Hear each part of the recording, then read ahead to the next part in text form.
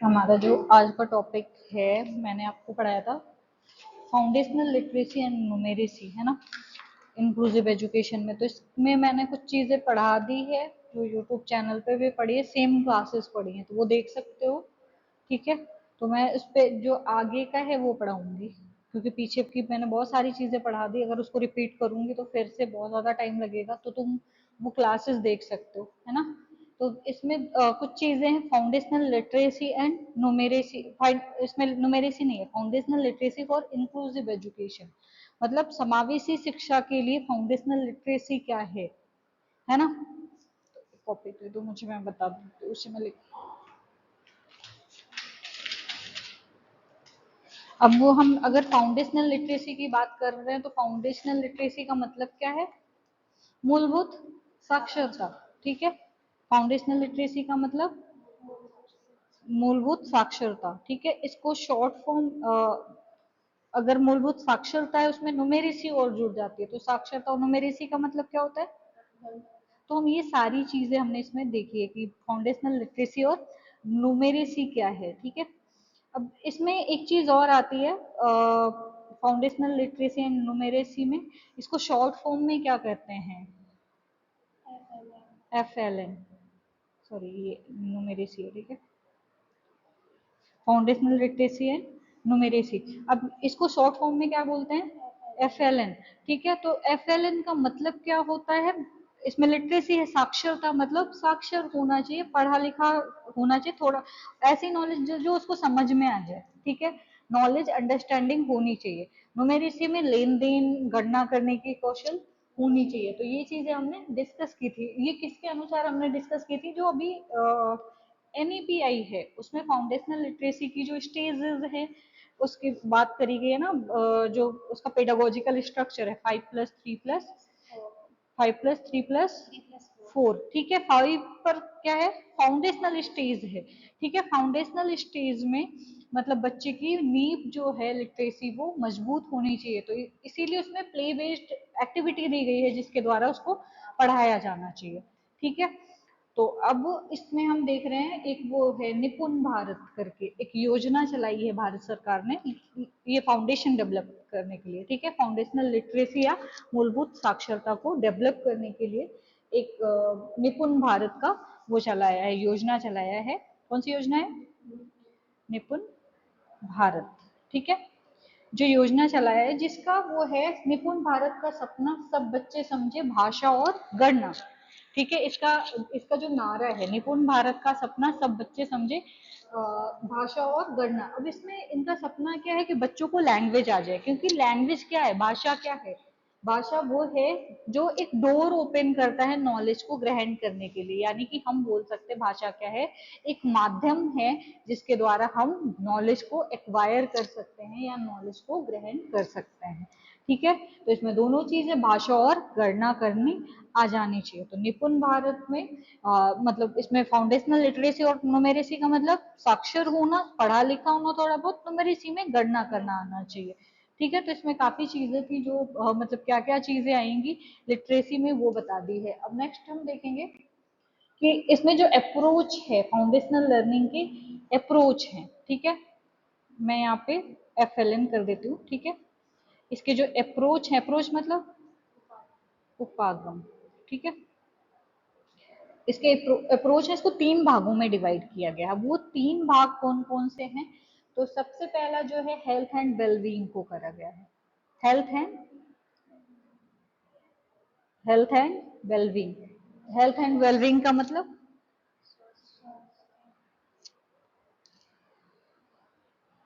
स्वास्थ्य और भलाई। ठीक है, स्वास्थ्य और भलाई। तो इसको शॉर्ट फॉर्म में बोलते हैं HW। ठीक है, दूसरा है इफेक्टिव कम्युनिकेशन। इफेक्टिव कम्युनिकेशन मतलब प्रभावी संप्रेषण। ठीक है, यहाँ पर क्या होगा? प्रभावी संप्रेषण। प्रभावी संप्रेषण क्या होता है? इसको शॉर्ट फॉर्म में EC बोलते हैं। ठीक है, प्रभावी संप्रेषण मतलब जो अच्छी तरीके से संप्रेषण कर पाए। ठीक है, और नेक्स्ट है तीसरा जो है 3 भागों में डिवाइड किया गया, तो इन्वॉल्व लर्नर है, ठीक है, इन्वॉल्व लर्नर। अब इन्वॉल्व लर्नर का मतलब क्या है, इसको शॉर्ट फॉर्म में वो करा गया है IL, जो लर्नर मतलब लर्निंग में इंक्लूड हो, लर्निंग में शामिल हो, इंगेज हो, ठीक है। तो ये 3 की हैं जिसके द्वारा हम क्या कर सकते हैं, मतलब फाउंडेशनल लिटरेसी को सिखा सकते हैं। सबसे जरूरी क्या होती है हमारे लिए, हेल्थ और वेलबींग, ठीक है। अगर हेल्थ नहीं अच्छी होती है तो हम लर्निंग नहीं कर पाते हैं, ठीक है, बहुत ज्यादा अफेक्ट होती है लर्निंग, ठीक है। इफेक्टिव कम्युनिकेशन, आपका कम्युनिकेशन का तरीका बहुत अच्छा है तो आप चीजों को शेयर कर सकते हो। कम्युनिकेशन का मतलब क्या पड़ा है कि दो लोगों के बीच विचारों का, भावनाओं का आदान प्रदान क्या कहलाता है, संप्रेषण कहलाता है। तो इफेक्टिव कम्युनिकेशन, जब हम अपनी नॉलेज को किसी से शेयर कर रहे होते हैं तो वो भी फीडबैक देता है, ठीक है, तो हम उससे क्या करते हैं, नॉलेज को एक्वायर करते हैं। तो हमेशा कम्युनिकेशन जो होनी चाहिए वो इफेक्टिव होनी चाहिए। और इन्वॉल्व लर्नर, हर एक काम में आप शामिल हो, ये 3 चीजें हैं जो आपको लर्निंग के क्लोज ले जाती हैं, या लिटरेसी के तहत आपको ये 3 चीजें आती हैं। आपकी हेल्थ अगर सही रहती है तो आप अच्छी चीजों को सीख सकते हो, ठीक है, कम्युनिकेशन इफेक्टिव होता है आपका, और आप लर्निंग में इन्वॉल्व होते हो, ठीक है। क्लियर है, कोई कंफ्यूजन है? अब इसमें कुछ चीजें हैं, ठीक है, आप चाहो तो लिख सकते हो थोड़ा बहुत करके। और जैसे होलिस्टिक डेवलपमेंट ऑफ चाइल्ड की बात करेंगे। होलिस्टिक मतलब, होलिस्टिक मतलब समग्र विकास। समग्र विकास का मतलब क्या होता है, संपूर्ण विकास, ठीक है। क्या होता है संपूर्ण विकास में, क्या क्या चीजें आ जाती हैं, क्या क्या चीजें आ जाती हैं। तो इसमें जो है लर्निंग की कुछ वो बनाए गए हैं, गोल बनाए गए हैं, गोल 1, 2 और 3 करके, ठीक है, गोल 1, गोल 2 और गोल 3। हाँ बताओ, होलिस्टिक डेवलपमेंट में या फिर हम अगर समग्र विकास की बात करते हैं तो कौन कौन से डेवलपमेंट आते हैं, संपूर्ण, संपूर्ण में कौन कौन से डेवलपमेंट है होते हैं, उसका भाषा विकास होना चाहिए, भाषा विकास होना चाहिए, मानसिक विकास होना चाहिए, संज्ञानात्मक विकास होना चाहिए, स्पीच डेवलपमेंट होना चाहिए, शारीरिक विकास होना चाहिए, और भावनात्मक विकास होना चाहिए। मतलब वो सारे डायमेंशन जो डेवलपमेंट के होते हैं, वो सारे आयाम बच्चों में डेवलप होने चाहिए। तो ये 3 गोल हैं। पहला गोल क्या है, children maintain good health and wellbeing, मतलब बच्चे जो हैं वो अपने हेल्थ और वेलबींग को मेंटेन करके रखें, है ना, तभी हो सकता है बच्चों का ओवरऑल डेवलपमेंट। तो यहाँ पर क्या हो जाएगा, हेल्थ और वेलबींग, बच्चे, अगर बच्चा ईमानदार होगा और हेल्थ अच्छी होगी तो वो क्या करेगा, अच्छी चीजों को एक्वायर करने की कोशिश करेगा, ठीक है। दूसरी चीज क्या है गोल 2 में, चिल्ड्रन बिकम इफेक्टिव कम्युनिकेशन, इसमें बच्चों का जो इफेक्टिव कम्युनिकेशन होता है वो स्टार्ट होना शुरू हो जाता है। क्योंकि जब बच्चे का क्रिटिकल पीरियड होता है 0 to 3 ईयर होता है ना, और 3 ईयर के बाद क्या होता है, फाउंडेशनल स्टेज स्टार्ट होती है।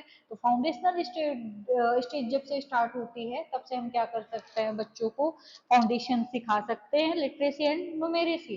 तो इफेक्टिव कम्युनिकेशन तभी से बच्चे का स्टार्ट हो जाता है।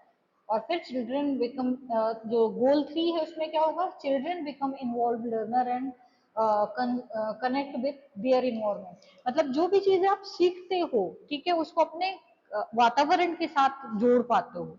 हम पढ़ाई क्यों करते हैं, बाहरी दुनिया के लिए, ताकि हम बाहरी दुनिया में उसको अप्लाई कर पाए, ठीक है। तो जो गोल 3 है वो क्या है, लर्नर को इन्वॉल्व करता है, किसके लिए, लर्निंग इन्वायरमेंट के लिए, ठीक है, बाहरी दुनिया के लिए, और अधिगम वातावरण के लिए कनेक्ट करता है, ठीक है। जब ये चीजें हम बच्चों को सिखाते हैं तो उसका आउटकम क्या होता है, आउटकम मतलब रिजल्ट, रिजल्ट क्या होता है, बच्चा अच्छे से फाउंडेशनल स्टेज को कंप्लीट कर पाता है। क्लियर है ना। लक्ष्य, learning goal of the mission, मतलब लक्ष्य जो है लर्निंग गोल ऑफ मिशन का, तो वो जो है कि national mission will declare the overall national target in achieving learning outcome. मतलब जो राष्ट्रीय मिशन है या प्रत्येक राज्य, इसके अलावा जो केंद्र शासित प्रदेश हैं, वो 2026 से 27 तक प्राप्त किए जाने वाले वर्षवार परिणामों सहित सीखने के परिणामों को प्राप्त करने के लिए समग्र राष्ट्रीय लक्ष्यों की घोषणा करेगा। जो सीखने के परिणाम है, लर्निंग आउटकम है, उनकी घोषणा करेंगे 2026 से 27 के बीच। मिशन के उद्देश्यों को प्राप्त करने के लिए समग्र साक्षरता और संख्यात्मकता लक्ष्य या बाल वाटिका से शुरू होने वाले मूलभूत साक्षरता और संख्यात्मकता के लक्ष्य के रूप में निर्धारित किए गए। मतलब जैसे जो हमारा स्ट्रक्चर है, पेडागोजिकल स्ट्रक्चर 5+3+3+4, तो उसमें जो 5 ईयर है फाउंडेशनल स्टेज है, जिसमें बाल वाटिका या फिर प्राइमरी स्कूल स्टेज बोलते हैं। तो उसमें जो भी मूलभूत साक्षरता या फिर न्यूमेरेसी जो है, मतलब लिटरेसी और न्यूमेरेसी के जो लक्ष्य निर्धारित किए गए हैं, वो उसको प्राप्त करने के उनका उद्देश्य दिया गया है। समग्र साक्षरता और संख्यात्मकता, मतलब जो संख्यात्मकता है या फिर न्यूमेरेसी है, बाल वाटिका से ही शुरू करने के उपदेश दिए गए हैं। तो वो निर्धारित किया गया है कि जैसे ही बच्चे की फाउंडेशनल स्टेज स्टार्ट होगी, वैसे ही फाउंडेशनल लिटरेसी और न्यूमेरेसी सिखाना स्टार्ट कर दिया जाएगा। अब आगे देखते हैं कि learning goal of the mission जो है, सबसे पहले बाल वाटिका के लेवल पे अगर हम देखें तो recognize letter and corresponding sound, read simple word comprising at least 2 to 3 alphabet. इसमें क्या किया गया है कि जो लेटर है, उसको रिकॉग्नाइज करना, जो अक्षर है रिकॉग्नाइज करना, साउंड को समझना, और सिंपल वर्ड इसमें शामिल है। जो मतलब सिंपल वर्ड जैसे 2 अक्षर या 3 अक्षर वाले जो शब्द होते हैं, उनको समझना, उनको कंपेयर करना बाल वाटिका में शामिल किया गया है। फर्स्ट ग्रेड पे शामिल किया गया है read small sentences consisting of at least 4-5 simple word in an age appropriate unknown text. जो एज अप्रोप्रिएट अननोन टेक्स्ट होते हैं, जिसमें एटलीस्ट 4-5 सिंपल वर्ड होते हैं जैसे एज के हिसाब से, तो उसको रीडिंग की बात करी गई फर्स्ट ग्रेड पे। इसमें रीडिंग स्मॉल सेंटेंसेस को शामिल किया गया, जिसमें 4-5 सिंपल शब्द वाले सेंटेंस होंगे।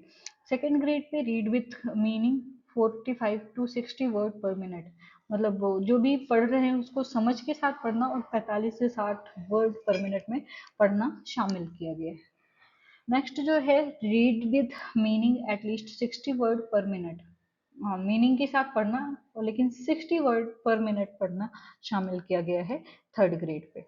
अब आते हैं बाल वाटिका का न्यूमेरेसी का जो है वो देखते हैं। तो बाल वाटिका का न्यूमेरेसी का है recognize and reads number up to 10, 10 number तक पढ़ना और उसको पहचानना शामिल है बाल वाटिका लेवल पर।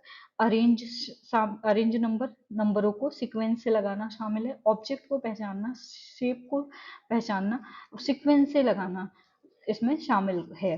ग्रेड 1 पे read and write number of up to 99, इसमें मतलब रीडिंग और राइटिंग दोनों शामिल है। नंबरों को पढ़ना और लिखना 99 तक शामिल है। Perform simple addition and subtraction, इसमें बच्चा सिंपल एडिशन मतलब जोड़ और घटाव करना स्टार्ट कर देता है, उसका प्रदर्शन स्टार्ट कर देता है। नेक्स्ट जो है read and write number up to 99, sorry 999, इसमें मतलब रीड और राइट जो है लिखना और पढ़ना शामिल है 999 नंबर तक, और सब्सट्रैक्ट नंबर्स अप टू 99, घटाव शामिल है 99 तक। उसके अलावा अगर हम थर्ड ग्रेड पे देखें तो read and write number up to 9999, मतलब इसमें नंबर 9999 तक, मतलब 4 संख्याओं का जो भी मल्टीप्लिकेशन है या पढ़ना और लिखना शामिल है। उसके अलावा सिंपल जो मल्टीप्लिकेशन होता है, गुणा करना होता है, या गुणा समस्याएं जो होती हैं उनको सॉल्व करना शामिल है इसमें। FLN फॉर इंक्लूसिव एजुकेशन, यानी कि foundational literacy and numeracy inclusive education के लिए क्या होगी। तो सबसे पहले अगर हम इंक्लूसिव क्लासरूम की बात कर रहे हैं या इंक्लूसिव एजुकेशन की बात कर रहे हैं, तो pedagogy for creating an inclusive classroom, मतलब क्लासरूम के लिए ऐसी पेडागोजी तैयार करना जो सभी बच्चों के लिए समान हो, और या फिर सभी बच्चों की जो आवश्यकताएं हैं उनको फुलफिल करती हो। तो सबसे पहले अगर हम इंक्लूसिव क्लासरूम की बात करते हैं तो एम्फेसिस ऑन चिल्ड्रंस है, चाइल्ड सेंटर्ड पेडागोजी। सबसे पहले जो चाइल्ड सेंटर्ड पेडागोजी होगी उस पर जोर देना पड़ेगा, यानी कि बच्चों की आवश्यकताओं के अनुसार जो भी पेडागोजी है उसको बनाना पड़ेगा। Emphasis on interactive classroom, interactive classroom पर जोर देना पड़ेगा, including authentic appropriate and accessible toys and material के साथ, मतलब जिनमें ऑथेंटिक अप्रोप्रिएट और एक्सेसिबल खिलौने होते हैं या फिर मटेरियल सामग्री होते हैं उन पर फोकस करना। उसके अलावा टॉय बेस्ड पेडागोजी पर फोकस करना, एक्टिविटी बेस्ड और एक्सपीरियंशियल लर्निंग पर फोकस करेंगे। प्ले बेस्ड पेडागोजी होगी, आर्ट और integrated support integrated sorry sport integrated जो भी कैरिकुलम है वो होगा। उसके अलावा स्टोरी टेलिंग बेस्ड, मतलब जो भी पेडागोजी होगी वो कैसी होगी, story telling based. Story telling से बच्चों की जो इमेजिनेशन पावर है वो अच्छी डेवलप होती है। आईसीटी इंटीग्रेटेड लर्निंग, मतलब इंफॉर्मेशन कम्युनिकेशन टेक्नोलॉजी के द्वारा लर्निंग करवाई जाएगी बच्चों की। तो इस तरीके से हम एक इंक्लूसिव क्लासरूम का निर्माण कर सकते हैं जहाँ पर फाउंडेशनल लिटरेसी और न्यूमेरेसी बच्चों को सिखा सकते हैं। आई होप कोई कंफ्यूजन नहीं है, अगर कंफ्यूजन है तो मुझे बता सकते हैं। और इसके अलावा अगर कोई भी कंफ्यूजन है किसी भी टॉपिक में तो मुझे बताएं, उस टॉपिक की वीडियो मैं ज़रूर डालूंगी। और ऐसे ही बने रहिए मेरे चैनल पे और प्यार देते रहिए। Thank you so much.